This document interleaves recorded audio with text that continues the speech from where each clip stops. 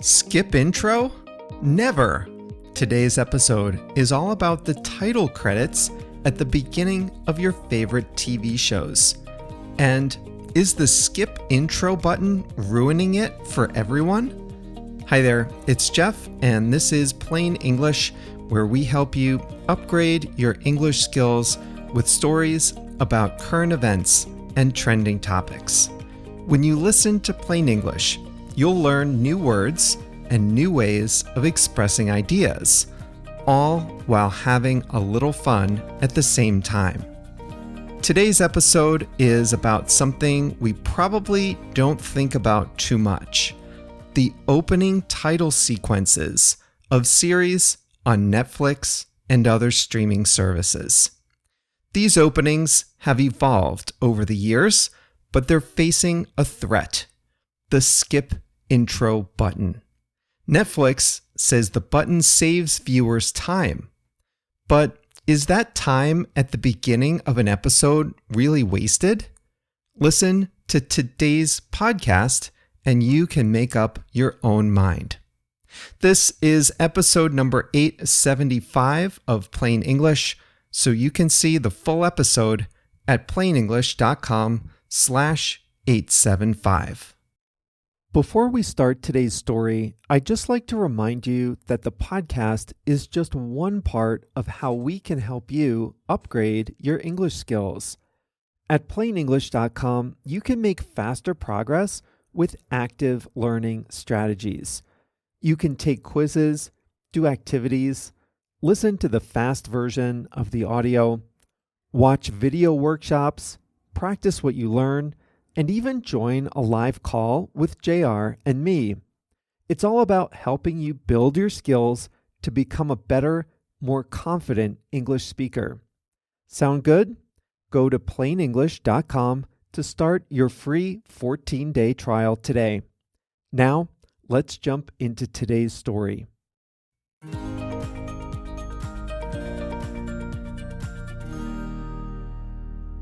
The way I see it, there are two kinds of people. Well, two kinds of TV watchers.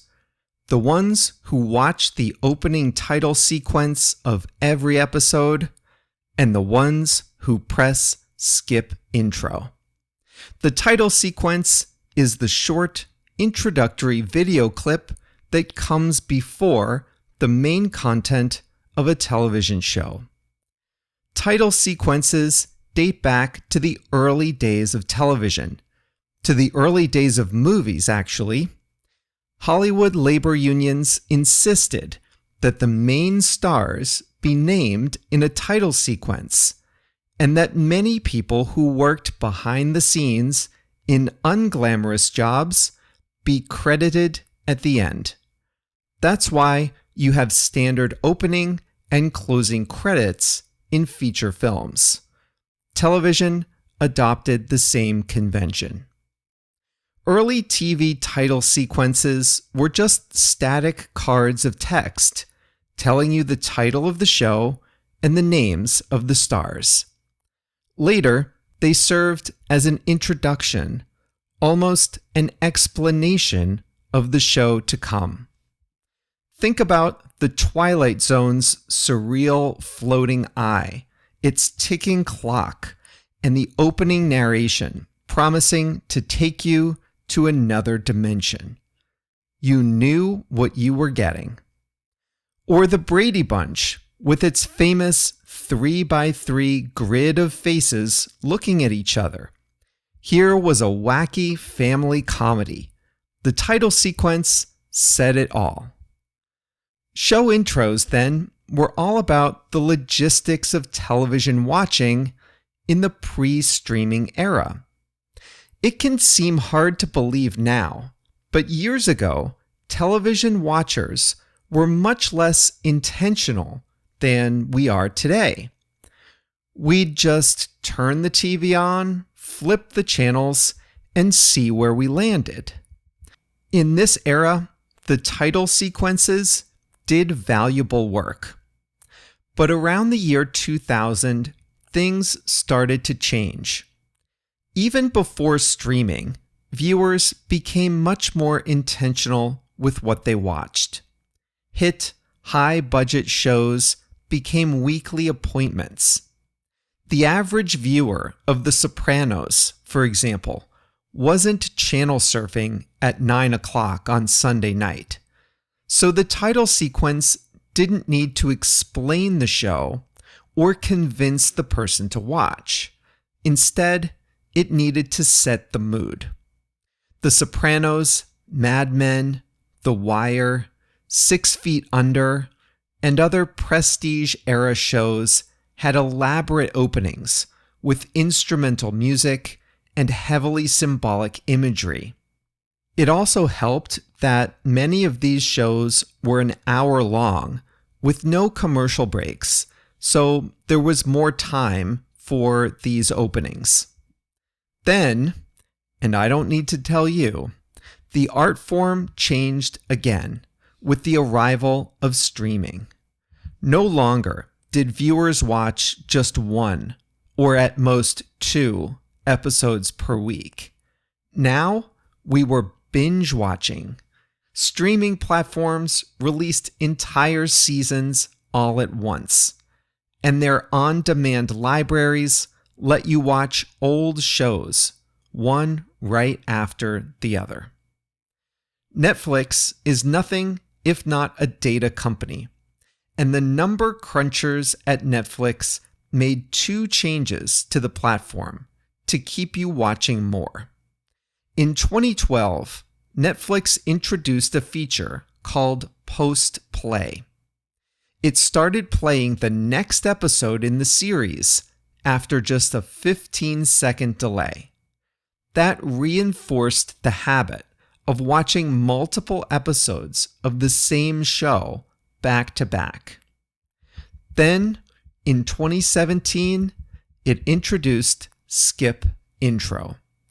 This little button lets viewers jump past the opening sequences and credits and get right to the show.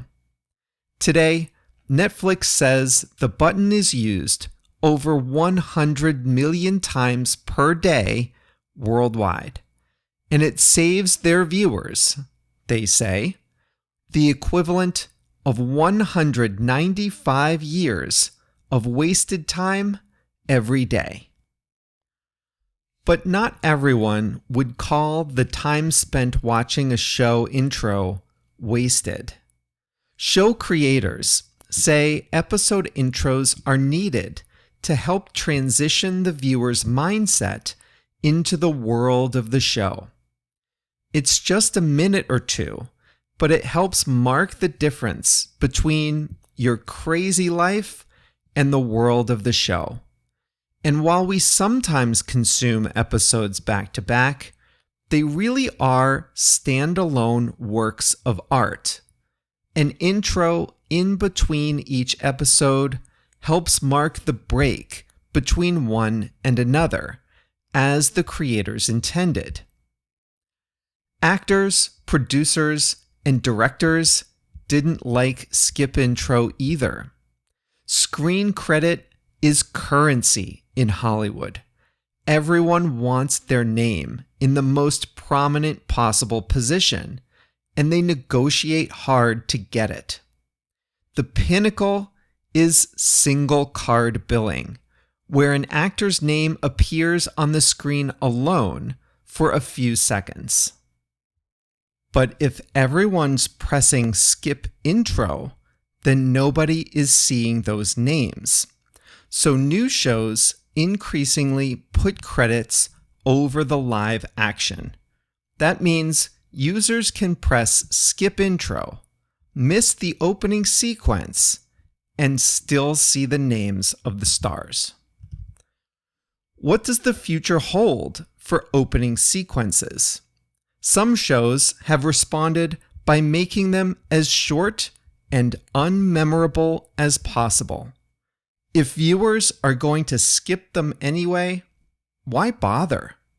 The Pit on HBO Max and Beef on Netflix are examples of shows that have short or no opening sequences. Others have ever more creative or elaborate intros in the hopes that viewers will want to watch them. The morning show has a puzzle-like intro with abstract colliding spheres. The opening sequence of each season of The White Lotus contains clues about what will happen to the characters. And Severance on Apple TV Plus shows an avatar of the main character navigating a dream. So the next time you watch a new show on a streaming platform, give some thought to the opening title sequence. Chances are, someone put a lot of thought into creating it. And taking those few moments to get in the mood may help you enjoy the show just a bit more.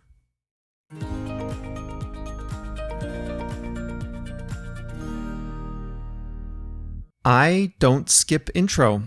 For all the reasons I said before, it helps set the mood, it marks a division between the show and whatever is going on in my house, in my life, in my head. It's just a few seconds, a minute, 2 minutes, but it really helps. Probably my favorite title sequence, at least recently, is the morning show. I just couldn't stop looking at the black ball rolling around. I thought it was really, really well done. There is an Emmy Award for Outstanding Main Title Design. Recent winners include Severance in 2025, Shogun in 2024, The Last of Us in 2023, and The White Lotus in 2022. That's all for this episode of Plain English. This was number 875, so the full lesson is at plainenglish.com/875. That is thanks to JR, the producer. JR also likes the morning show intro. Another one of his favorites is the intro to Mad Men. I asked JR if he skips the intro. He says he does if the intro is too long or if he's watching a lot of episodes at once. Well, that brings us to the end of today's episode. We'll be back next Monday with a new story. See you then.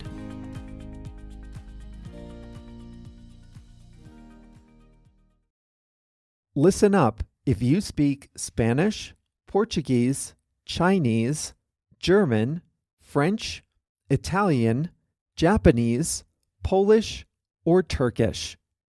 One of the most frustrating things about listening and reading in a second language is being confused by unfamiliar words or phrases.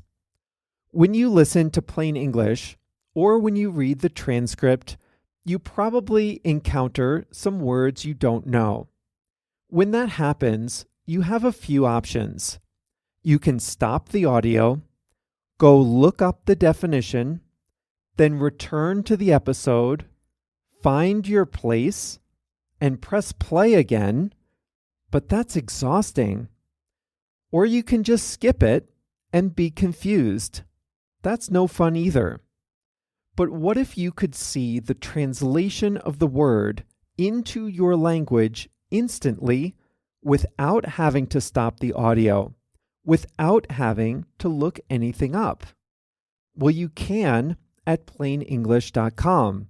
For each episode, we translate about 100 words and phrases from English to 9 languages: Spanish, Portuguese, Chinese, German, French, Italian, Japanese, Polish, and Turkish. And we highlight those words in blue. All you have to do is hover your mouse over the highlighted word, and you'll see the translation instantly. It works great on mobile too. It really makes listening a lot more satisfying, and it's a great way to expand your vocabulary in English. The best way to see these translations is to sign up for a free 14-day trial at plainenglish.com. During your trial, you can read as many transcripts as you like, all with the translations into your language. So sign up for your free trial today at plainenglish.com.